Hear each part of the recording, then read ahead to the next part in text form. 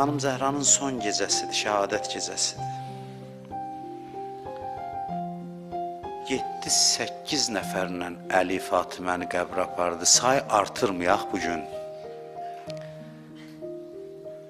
Nə qədər Əhl-i Beytin qapısının, evinin məhrəmi 7-8 nəfər olacaq. Bu günlərdə dedi, gedim axırıncı dəfə atamı ziyarət edeyim.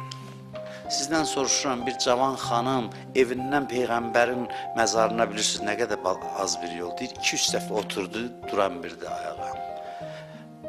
O qədər sinəsi ağrıyırdı ki, otururdu nəfəs almaq üçün.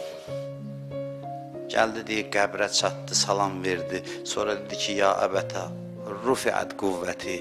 Atacan da qüvvətim bitdi, gücüm tükəndi.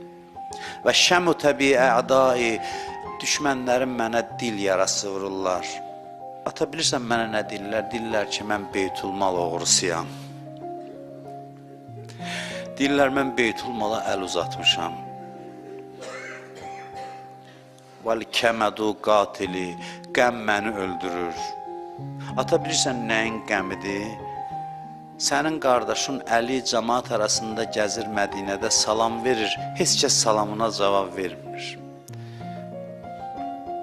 Hər gün qəmli gəlir evə, məni görəndə ürəyi açılır.